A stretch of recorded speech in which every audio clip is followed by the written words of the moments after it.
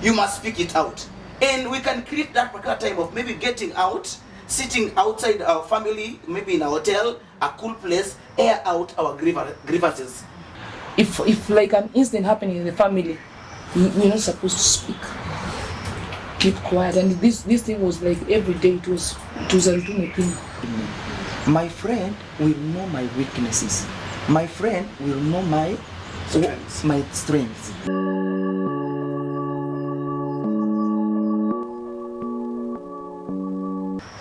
Gender-based violence has raised concern in our community each and every day.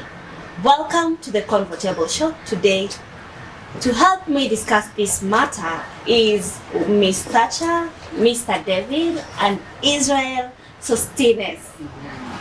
So, Ms. Thatcher, gender-based violence is our topic of the day. When someone mentions to you GBV, what do you understand by it? Gender-based violence is it's violence based on two different people with two different ideologies. Okay. Two different people with two different sentiments, different opinions. That is but living in the same household. Yes. David.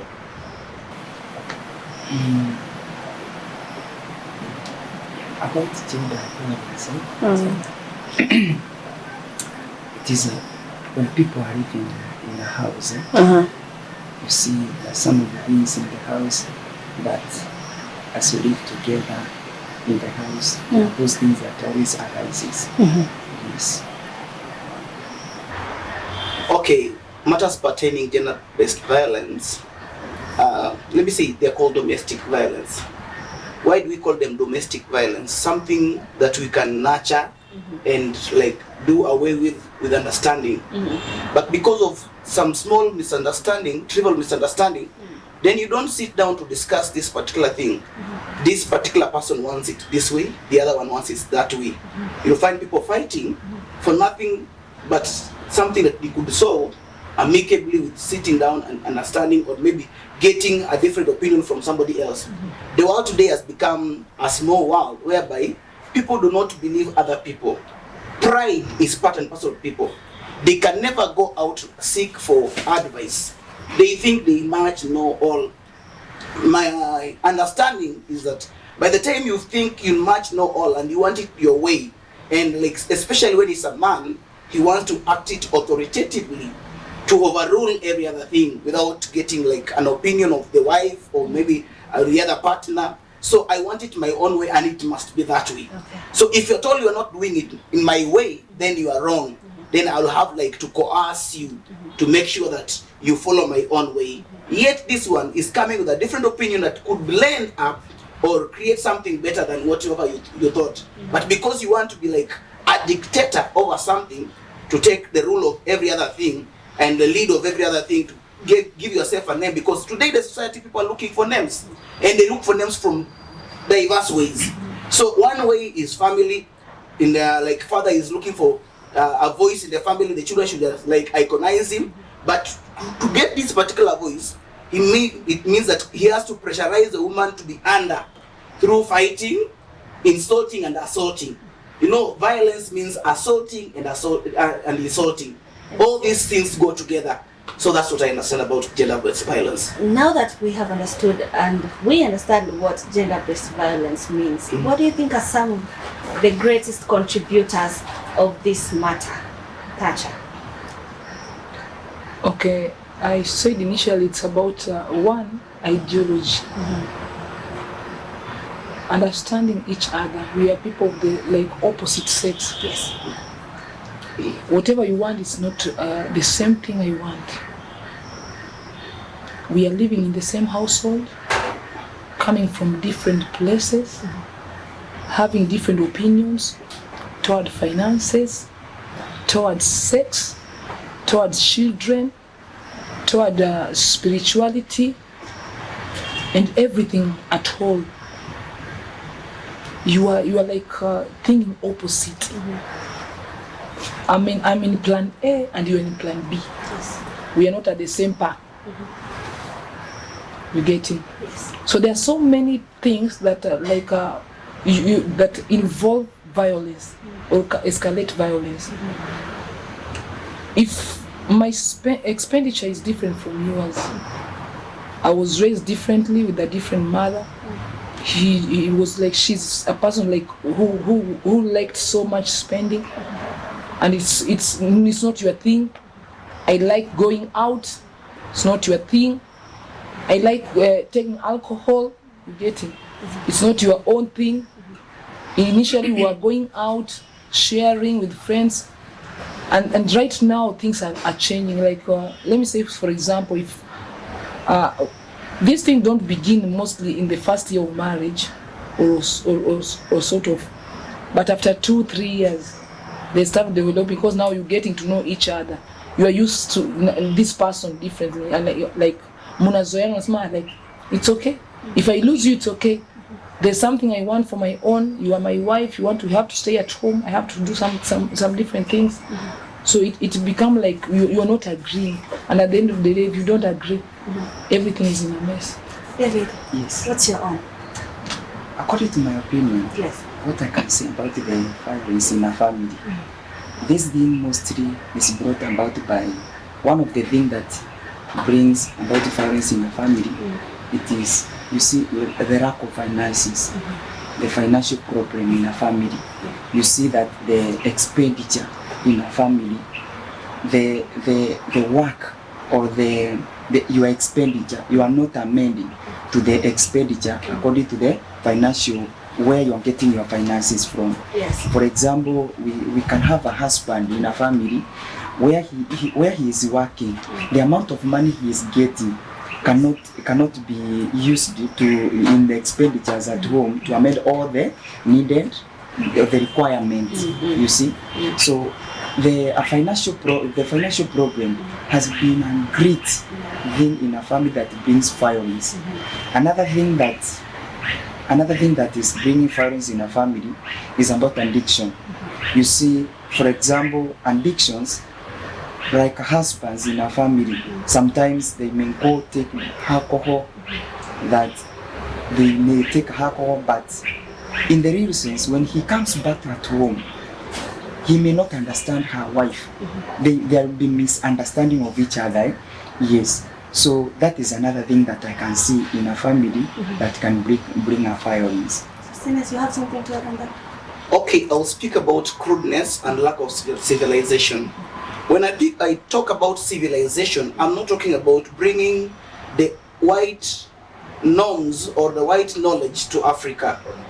I'm speaking about nurturing a person to become a human, not an animal. The nature of African men is an animal nature from the beginning.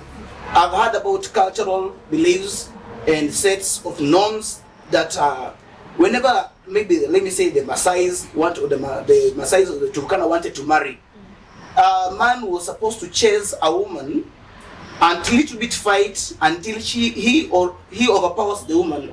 Then after that he gets hold of this particular woman to his own Simba.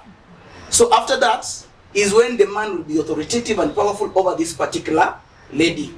And you find that if you begin that way, it will continue that way. Because when the mind has not matured enough to know that some things we need just to sit down and discuss, just like my friend David has said about alcohol. I would rather you come to me, talk to me when you are sober. I will know I'm talking to a human being. But when you are coming to the house because of a misunderstanding, you go drink and come and face me. It is not you facing me, it is alcohol facing me. I never married the alcohol. I married a human being. If there is any problem, we need to sit down like civilized people that are mature to solve this particular problem to get somewhere. But you cannot go outside there, drink and think that you have come to solve that particular problem, or fighting a person to whatever place so that you solve that problem. No. When you talk about gender violence, we're not talking about women alone. We're also talking about men. Yes. There are men that are molested in the house. And sometimes you find that even the woman preparing a cup of tea for this man, she does not.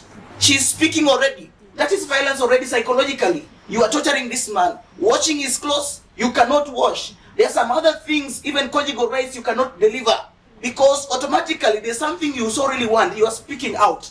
Some people say that it's what Beijing or what, something or sort. The way to retrieve something from a man is to deny him the conjugal rights. Until now, because you know that a man is inclined to conjugal rights, so when you behave like that, he will have to give you whatever you want. You are playing to the music of the lady. Now, this issue is escalating in the society. We need to go back to the norms of making things work out. There are rules that play this particular game. Somebody said that we win because of set of rules. We don't win when we don't have set of rules. Sit down and write down rules inside your mind. It must not be written on a template, because even what you write on the template will get lost and you can forget. But when you write that this is what will govern me and take me, you find that there will be no war. Okay.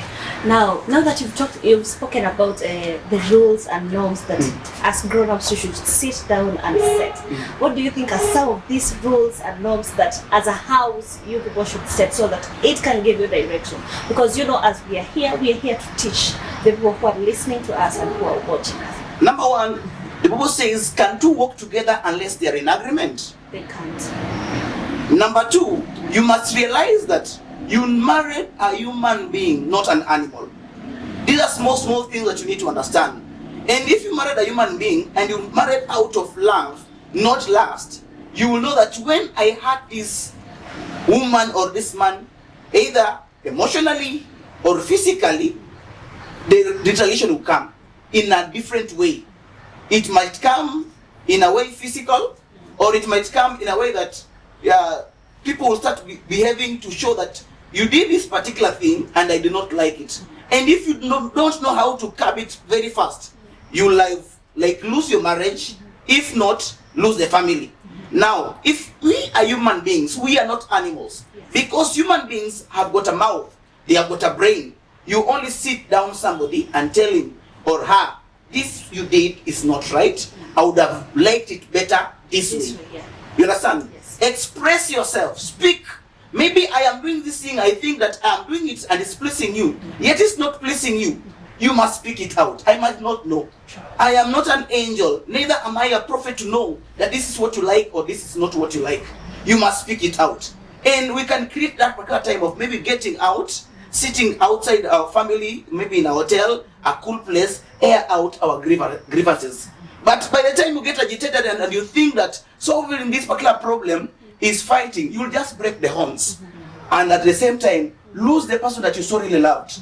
And the law is there. That is what I'm saying.